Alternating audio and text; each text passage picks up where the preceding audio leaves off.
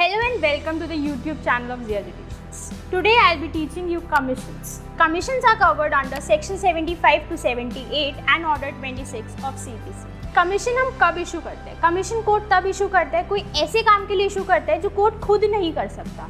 अब हर जगह जज और मजिस्ट्रेट जाके इन्वेस्टिगेट नहीं करेंगे, एग्जामिन नहीं करेंगे, उनके अकाउंट्स चेक नहीं करेंगे।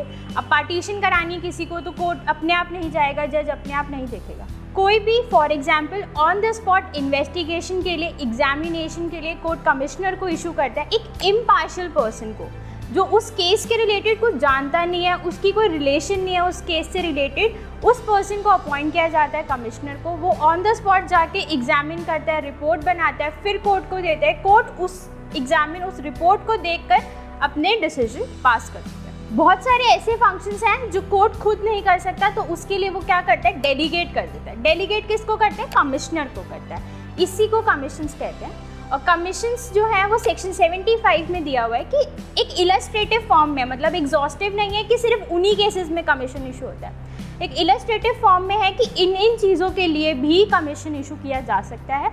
वो सेक्शन 75 में बताया हुआ है। वो क्या क्या चीज़ें हैं आइए देखते हैं। कमीशन किस किस चीज़ों के लिए इशू की जाती है सेक्शन 75 बताता है।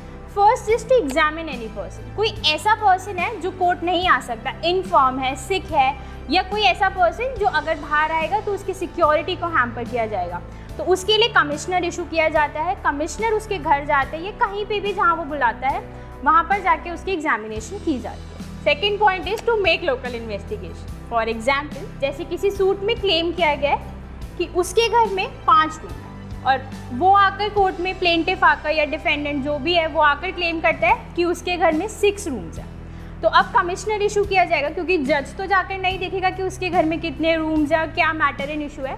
तो अब कमीशन इशू किया जाएगा, कमिश्नर उसके घर जाएगा, उसको इन्वेस्टिगेट करेगा, रिपोर्ट बनाएगा तो कोर्ट को देगा। थर्ड इज टू एग्जामिन और एडजस्ट अकाउंट्स। अब जैसे बैंक अकाउंट्स हैं वो इतना ज़्यादा पेपर वर्क होता है कि वो कोर्ट में लाके नहीं दिया जा सकता, तो अब उसके लिए भी कमीशन इशू किया जाता है। कमिश्नर जाकर देखता है, उसकी रिपोर्ट बनाता है, वैसे ही कोर्ट को देता है। Fourth point is to make partition. अब पार्टीशन के लिए तो आप लोगों को पता ही है कि घर का एरिया देखना पड़ेगा, सब कुछ देखना पड़ेगा, किसकी कैसी सिचुएशन है उस हिसाब से देना पड़ेगा, विल होगी तो उसे एग्जामिन करना पड़ेगा, तो उन सब चीज़ों के लिए कमिश्नर इशू किया था। इतना सारा काम एक जज नहीं कर सकता, इसीलिए वो अपने काम को डेलीगेट करने के लिए एक पर्सन रखता है, इम्पार्शियल पर्सन रखता है जो कि कमिश्नर होता है। Fifth point is to hold scientific और एक्सपर्ट इन्वेस्टिगेशन। कोई ऐसा केस जिसमें एक्सपर्ट की इन्वेस्टिगेशन की ज़रूरत है, एक्सपर्टीज़ की ज़रूरत है, तो उसके लिए भी कमीशन इशू किया जाता है और उसके बाद जो रिपोर्ट बनती है उसके हिसाब से कोर्ट अपना केस डिसाइड करता है। Sixth point is to conduct sale of property.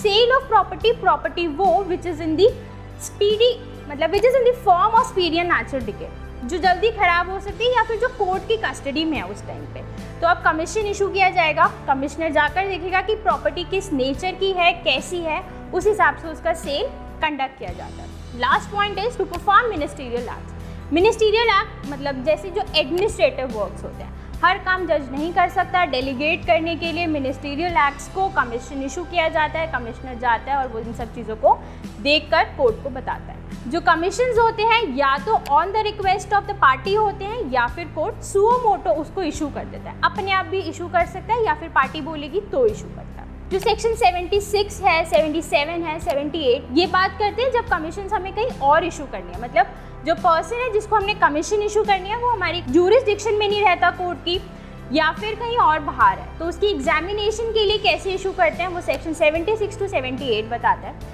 Section 77 बात करते हैं लेटर ऑफ रिक्वेस्ट की। इन केसेस में क्या होता है, जहाँ पर पर्सन जिसकी आपको एग्जामिनेशन करनी है, जिस विटनेस की आपको एग्जामिनेशन करनी है वो कहीं और रहता है, तो कोर्ट क्या करता है, कमीशन इशू करने की बजाय लेटर ऑफ रिक्वेस्ट इशू करता है उसकी एग्जामिनेशन के लिए। ऑर्डर 26 जो है वो प्रोसीजर की बात करता है कमीशन की कि कैसे इशू करी जाती है। Please like, share and subscribe. Thank you.